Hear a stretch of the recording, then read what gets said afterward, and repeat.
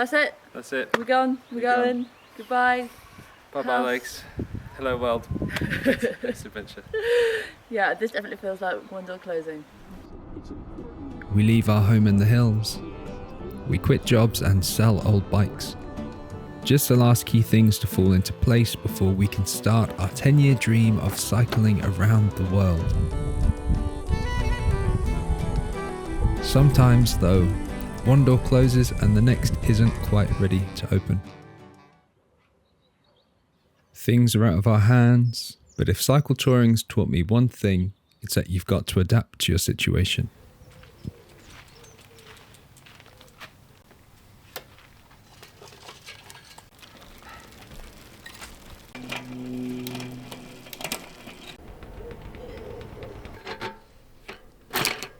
As two people who don't drive, we always have an old, non-adventure bike to get around on. The more battered the better, because they're less likely to get stolen. But maybe they could work. Maybe these rickety old bicycles could keep us going until the 10-year dream. We were going to find out.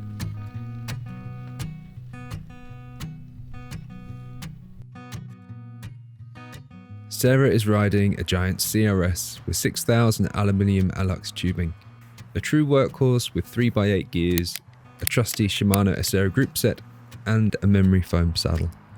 It cost £50.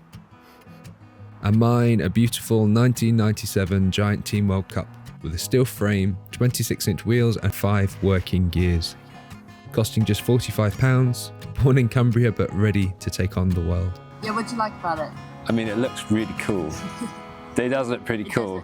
Is there anything you're apprehensive about? Yeah, the brakes don't break, the gears don't change. Yeah, we'll see how it goes.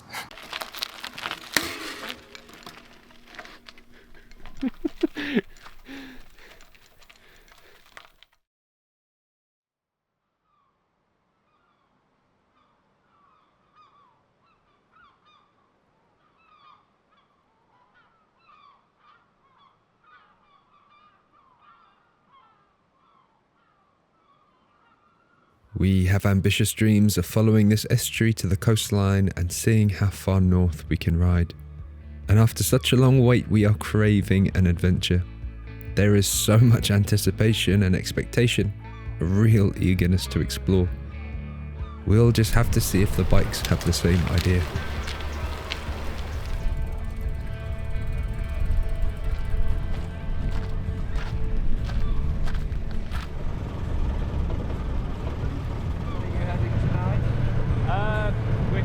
We're heading north along the coastline, but we don't have a set place. This is what we've been chasing all summer. The feeling of being surrounded by possibilities with the freedom to explore it all on 2 wheels. After such a long wait, it seems like our next chapter has finally begun. I was like, I can't change gear. Oh, fuck.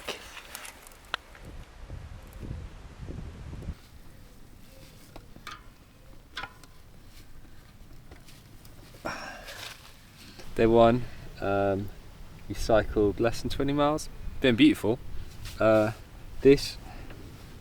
metal is already weakened, so I don't think it's going to be safe to just put stuff back on.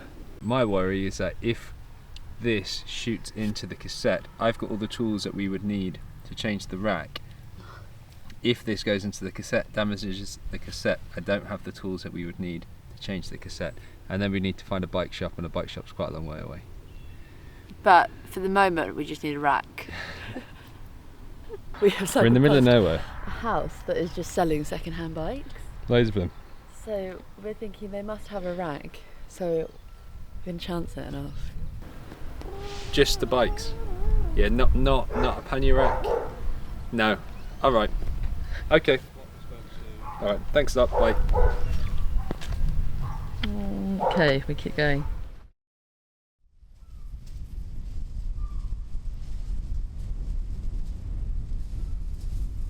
We'd been so eager to make up for lost time, we could both feel the bikes telling us to slow down but didn't really pay any attention to them.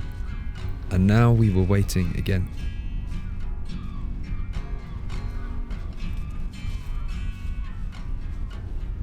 So the pannier rack was not mendable.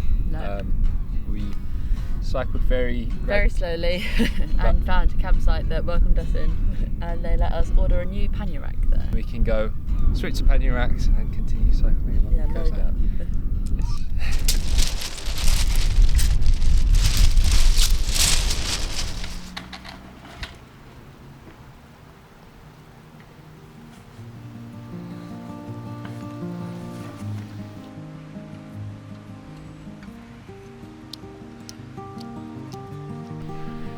I'm pretty sure I've just been shut up. It's like warm on my back. There's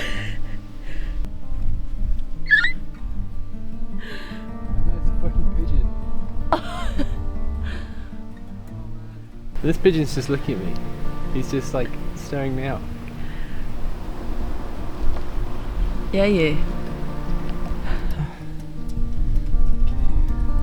Okay, we are ready until the next breakdown. A 2-day setback, but we can make back the miles. This region is known as England's pantry for all the fresh produce that's grown here, and it's exceedingly flat. We pedal hard and fast trying to make up for lost time through a maze of farmers' fields bustling with near harvest activity.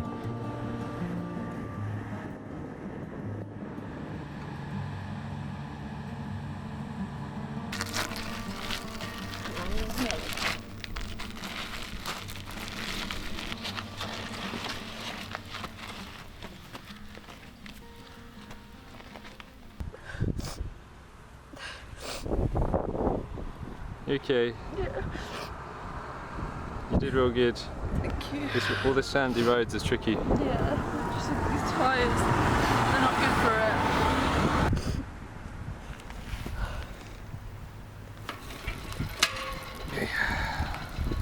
it. Yeah. What's stopping it? The brake, I think.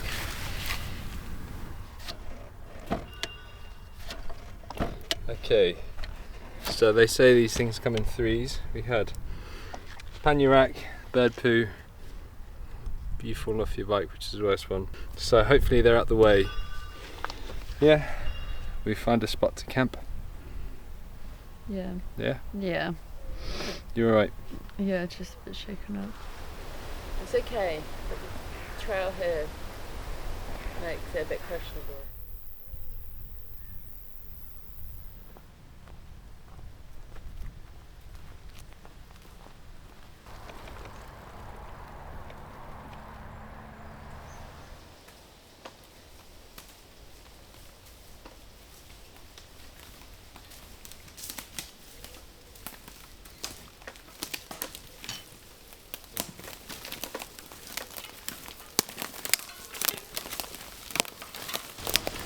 Jay's just checking the weather.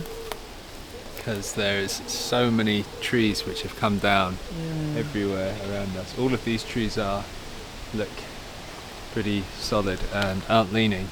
But I'm just checking there's no heavy winds because It may not be that way for long. There's loads.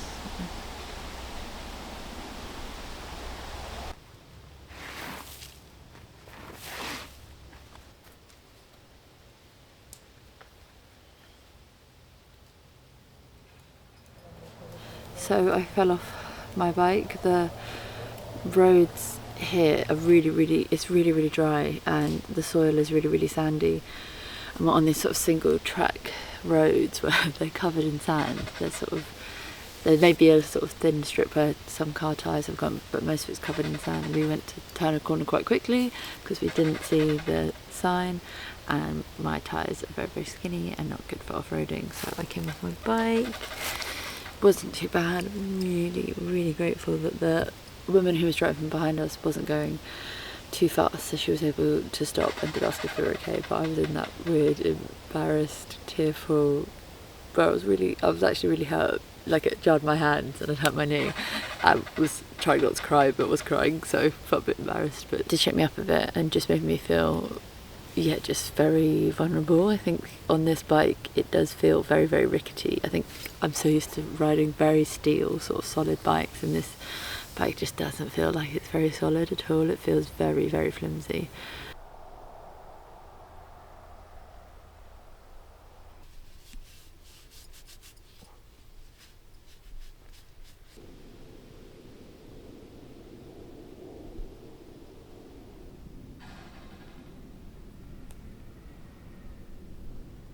There's going to be a lot of deers around. Such a terrifying sound. It's really horrible. Considering they're such cute little animals. So good night. Night.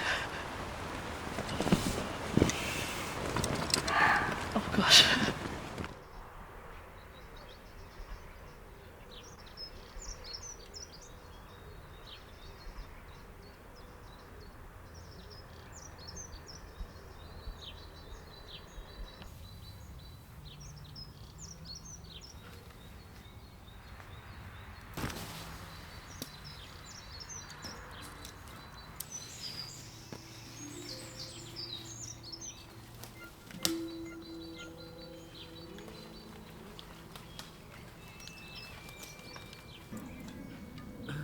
We couldn't help but think things weren't going quite to plan. We needed a different approach to the trip and to the bikes. With all things considered, instead of setting our sights on Scotland, we just decided to try and reach the next destination. We found this interesting harbour and explored it like it might be the last.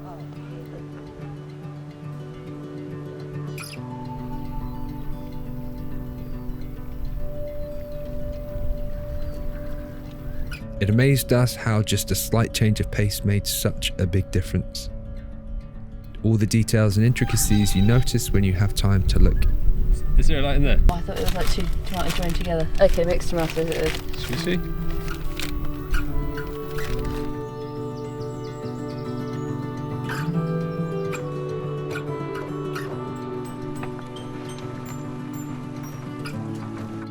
The bikes continue to slow us, but the more we slow, the more we see.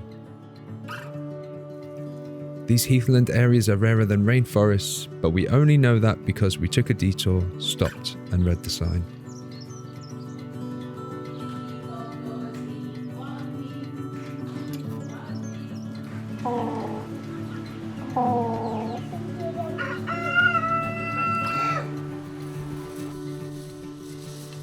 Gradually, time constraints slip away. No more conflicted feelings about stopping for swims. We start seeing the beauty in these bikes with all the experiences they bring. Although we prefer lighter, more minimal packing, it feels so good just to be able to shove everything in your Stopping at the shops your and just bag. being able to open a pannier and just shove it all in anyhow. Try some. What's yours? No!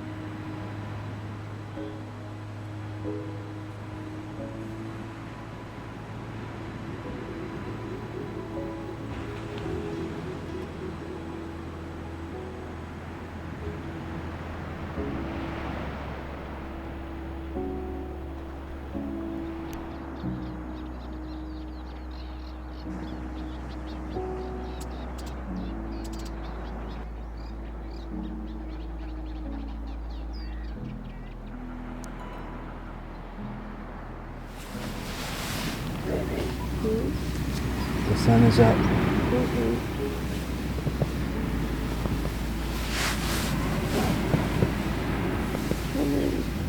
It's really nice out. Okay.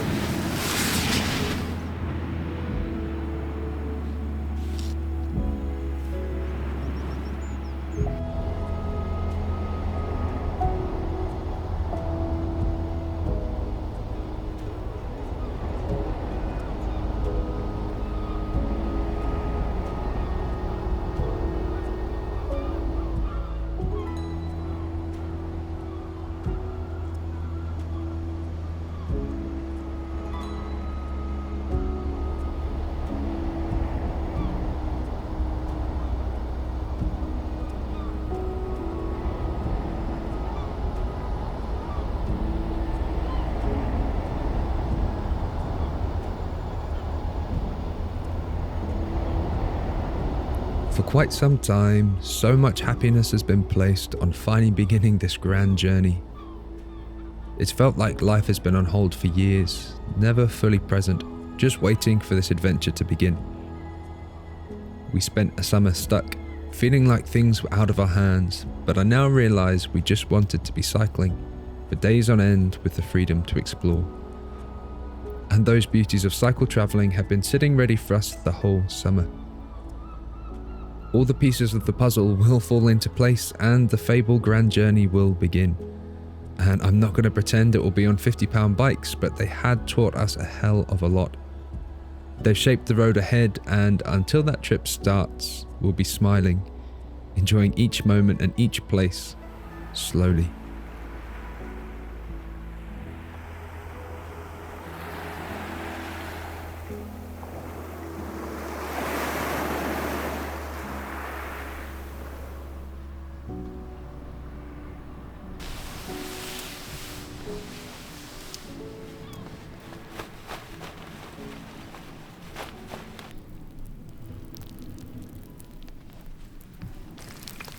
Fried eggs at 7 AM on the beach. Fried eggs at 7 AM on the beach.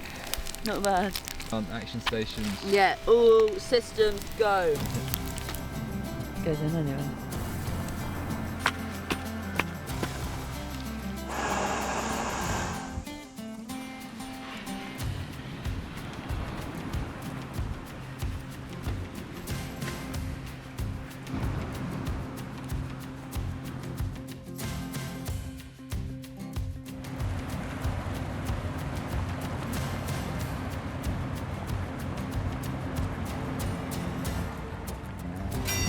I really, really love the seaside.